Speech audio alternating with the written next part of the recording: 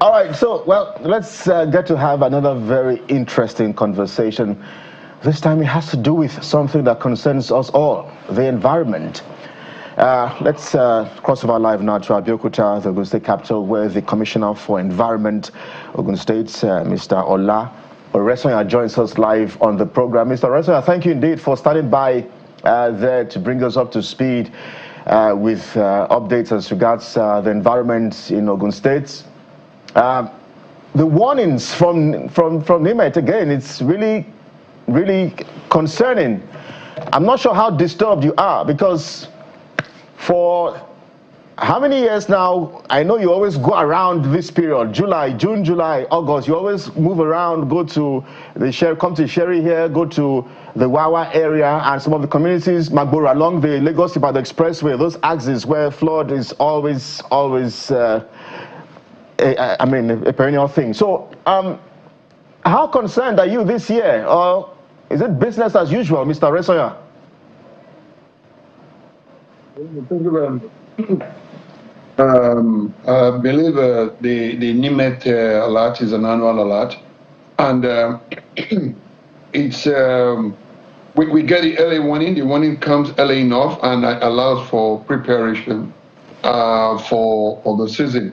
Let me correct you one way. For Ogun State, the kind of devastation with flood that we have, we have two seasons of flood in Ogun State. All right, the early flooding and the later flooding. And the early flooding is the flash flood. The later one is the river or coastal flooding that we have in Ogun State. And for us in Ogun State, the flash flood, it's any kind of devastation you may have there is man-made, because Ogun State is steepy. You have hills that can allow the easy passage of water when you have an intense rainfall within a very short time, because of the tropical area that we have. In July, for example, we have more than 400 mm of rainfall, which is intense, really, for tropical area. If it's a flat terrain like Lagos, you have a retention of that water for a long time before it can recede into the sea. And that is why you have that large retention of water, but within few hours, the water will either be absorbed by the soil or it will regress into the sea. For us in Ogun State, you don't have such retention in the early part of the year, talking about April, May, June, July. July is when you have the highest. And whenever we have such intense rainfall like the one we had recently, you always have a runoff. The only thing that can happen in Ogun State is that those runoff, if you impede the flow channel, the water can be aggressive and it can abrade. It can tear up soil, it can tear up building, and if you find yourself along the line, you can be washed off. So that's why we have a different terrain between Lagos and Ogun. Now, the period where we have our own concern in Ogun State is usually the latter flooding, which is the river flooding or the coastal flooding, and that is when you have the tidal lock around the month of September. You will see me coming towards the Sherry and the rest of around September to see how things are moving on. Though we have made our preparation to curtail this, but this is a natural event. You have the tidal lock, you have a high tide during the month of end of September to first week in October or second week in October. That's the range of the time where we have a tide. That tide will impede the flow of Ogun River. And the water, because there is an impediment to flow, to empty itself into the lagoon, the water will spread laterally. And wetlands in Ogun, that's when you are threatened with this lateral flow. And that's why you see us coming to see what's going on. Though we will have done our preparation. For example, at the Sherry there, we have dredged the Oparo River. That's a river adjoining the Ogun River to allow reticulation. Because when you have a lockdown, the water must reticulate itself, must flow back. And there must be channel where it can take the excess while the tidal lock stays. So for us in Ogun State, we are prepared and we are more than prepared. And the challenge will be coming around September, ending to early month of October. I like the fact that you alluded to the fact that some of those impediments are man-made. But the big question is, who do we hold responsible, Mr. Resoya? Well, yes, man-made. That is why government is responsible. And, government is responsible because our job really in government is to ensure that we define the structure that will guide how people function. All right, that's part of our social contract. We have to define the structure that will help people to function properly. So, and this we do. We make sure that one of the impediments is the waste. When you don't collect your waste properly, and the waste will clog the channels, and will affect that runoff. And that means government is responsible for waste management, and no other explanation for that. It's not about the habit of the people. They are more the consequence of misbehavior. So if you have a bad habit, you get punished for it. That's just it. Okay. Then when you build along the channels, the river channels or the drainage channels, it's for government to break it off. I mean, move the house away. You know, you don't have approval for it, then the house must be removed. So there is no gainsaying about it. It's a reflection of government activity. So, Honorable Commissioner, let's talk about what, for me, I think we may need to be futuristic, and I would like to ask whether that is in the plan. It may not be by this government, whether it's in a roadmap of a 50-year plan, a 20-year plan, whatever number of year plan for coastal communities in the area. So I'm using my understanding of Lagos, for instance, the Lekki area, which I'm sure you're very familiar with. Because there are cities that are on water, places like Netherlands, places like Venice, they found a way to live with nature. And people go to those places just because people have looked for creative ways to live with nature, and it become a tourist attraction. Is that something that is in the conversation, rather than this every year, back, forth, crisis zone? You understand what I'm saying, sir? Oh, I understand you. I understand you. Well, the fact remains that I want to tell you that, like I used to discuss with my colleagues, you can build anywhere. You can build even on water. You can build on water channel. It doesn't stop anything. Look at what's happening at the Atlantic. It's right inside water, and you have structures there. On canals, you can build on canals. You just have to elevate yourself and allow passage. Big cities in the world. Go to the City of Mountains or Oxford Street. There are canals under those buildings that you see, all those giant buildings that you see there. There are canals right under them. So the only thing is that you elevate, you create space, all right? The Schiphol Airport in Amsterdam is on water.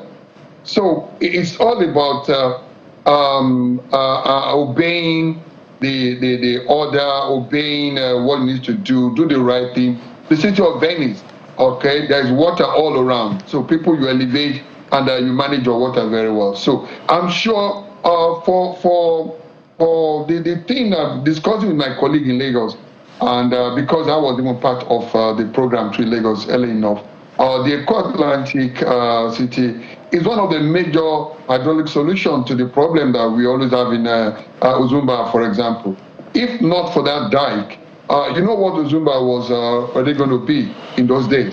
And it was during Shoaib Bola Ahmed Tinubu tenure as a governor that he brought in this idea of creating that dike. Equal line is about 10 meters high, reclamation, and that has pushed the sea backwards and that has saved the land. So, and I think Lagos should be going in that alignment along that area. And for us also in Ogun State, yes, our exposure to the Atlantic is not as much as Lagos. Lagos has almost more than 200-kilometer exposure. In Ogun State, we have a less than 50-kilometer exposure to the lagoon. And for us also, yes, we are building our jetty around the waterside area to make sure that our people in the waterside, they have the best of life, and also make sure that we use all the waterfront as tourist attraction. Yeah, Honorable Commissioner, I know you've answered, but I don't know that you gave me clarity in terms of answer. So there is no plan for such things. You said people can do what they like. I'm talking about states-wide plan. No, not that people can do what they like. I just gave you are talking about whether they are long-term. I'm telling you that the plan is here, and it has started already. It's not a long-term, plan again. Implementation have started. I gave you the example of the Lagos, the Atlantic. No, I was talking about Ogun State. I was talking about Ogun State specifically. For us in Ogun State, yes, our water side, yes, we already have the plan, and it's already embedded also in our local seaports. Okay, the seaport is expected to have is one of the deepest natural seaports we're going to have in the country, and the contract is almost being signed, and the agreement. You heard the governor talk about it recently. You already have investors who are going to move in any moment from now to start the construction, and the president of Nigeria has even given the approval for that. So our main advantage is to make sure that we use our own waterfront, even for transportation, and to aid even our economic, industrial growth and economic development in the state. So it's on. It's on. We're moving on. Maybe two questions in one, Mr. Oresanya. Two questions in one, really. The median on the Lagos-Ibadan Expressway, I'm not sure how proud you are and how proud your governor is about the state of that infrastructure. It's a mess, Mr. Oresanya, a big mess. Question two, the relocation of the Cattle market. What's delaying that relocation? Because the salad I just concluded again, I was at that market, and it's another mess, Mr. Oresanya. And that's where it's one of the biggest cattle markets in West Africa. But we see these things in this part of the world. I mean, people have cattle in other parts of the world, but it's not as messy as what we have here at the Kara market. So what's causing that delay? Because I also know that the Ogun State government collects a lot of heavy taxes from that market. Let me start by telling you that now the state government, I don't know, maybe the local government, I don't know, maybe from those who slaughter the ram, but I can assure you that we already have approval to relocate that market, to move that market. We're moving that market to Ogere. We have a new location. Well, the delay was to look at get the right investor, agree with the investor to make sure that what we have at Kara is not repeated at Ogere. We don't want to move problem from one location and transfer it to another location. No, that's not the idea. The idea is to solve it once and for all. It's on paper. We already agreed that that place must move.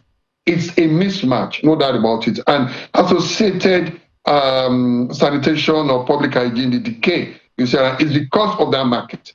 So that market must move. If I had my way, I would have moved the market like yesterday. But then you have to look at social angle. It is not just a one ministry responsibility. It's an interministerial responsibility. We have a Ministry of Physical Planning, Ministry of Housing, several ministries are involved in that relocation. Right. So I want to just plead with you that people should just give us time and that market will move. Okay, moving human being is not as easy as you say. And looking at even the legal angle of this issue. All right, that market there, nobody gave them approval, but they were there on challenge for more than 15 going to 20 years done now. A lot of work, I understand. Maybe just very quickly, in 20 seconds or less, the media on the Lagos-Ibadan Expressway. Well, it's a problem that we'll address on daily basis, but it's really, really tough. If you don't take the source of the problem away, you'll just be running in a circle. Telling people to clean up, we clean up the place regularly, but before you say Jack, you have other human beings that import and they mess the place up. But we're not relenting. We're not relenting. We're not proud of it the way it is. I need to let you know that. All right. But just go and look at it. All right. We have to go now. We are absolutely pressed for time. Mr. Ola Oresanya, as the Commissioner for Environment, I can say thank you indeed for your time and the work that you do. Please pay attention to our environment. It's really, really a big concern. But most thank you, most kindly.